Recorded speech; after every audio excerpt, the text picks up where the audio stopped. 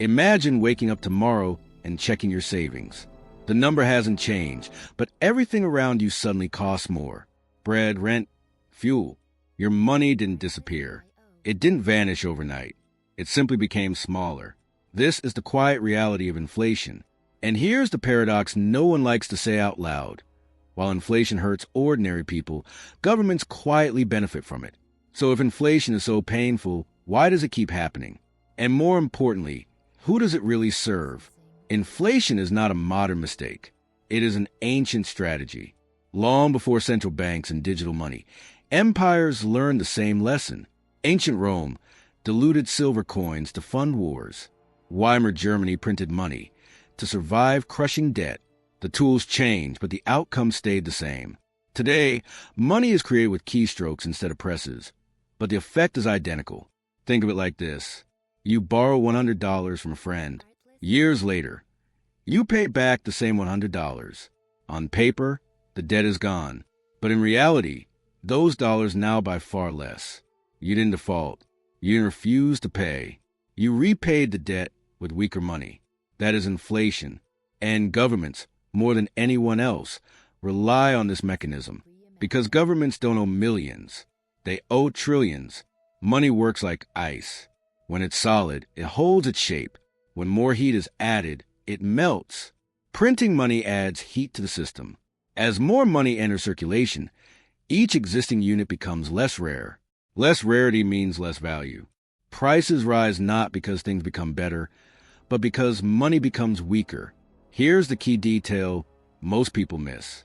Governments are the largest debt holders on earth. When inflation rises, tax revenues rise in nominal terms. Debts remain fixed in old dollars. Wages, however, lag behind prices. Inflation becomes a silent haircut. No vote is required. No announcement is made. No law needs to be passed. Purchasing power simply erodes in the background. Central banks call this stimulus. Politicians call it support. Economists describe it as manageable. But to savers, it feels like decay. Every year, cash buys less. Every year, patience is punished. Every inflation story eventually reaches a breaking point. In the 1970s, inflation spiraled out of control. Oil shocks collided with aggressive money printing. Prices surged. Wages tried to keep up and failed. Trust in money began to collapse. Governments were forced to react. Interest rates were pushed brutally high.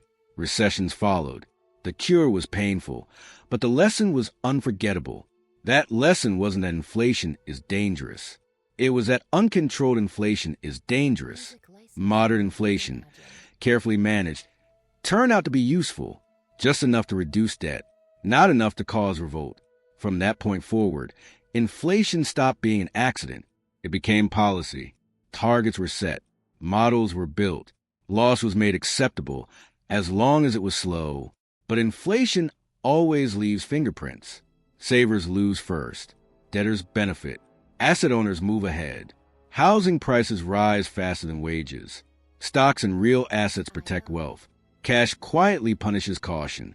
Over time, inequality widens without a single dramatic event. It happens gradually, invisibly, year by year. Governments benefit the most. Their debt shrinks in real terms. Spending promises survive. Taxes don't need to rise sharply. Hard decisions are postponed. Inflation becomes a path of least resistance, a hidden solution to impossible math. The unsettling truth is this. Inflation is not a failure of the system. It is a pressure valve, a way to promise more than can ever be paid, and settle the difference later using your purchasing power. It works because it is subtle. It survives because most people don't notice until years have passed. So the real question isn't whether inflation is good or bad. The real question is this. If inflation is policy rather than accident, how long can trust in money survive before people begin to question the system itself?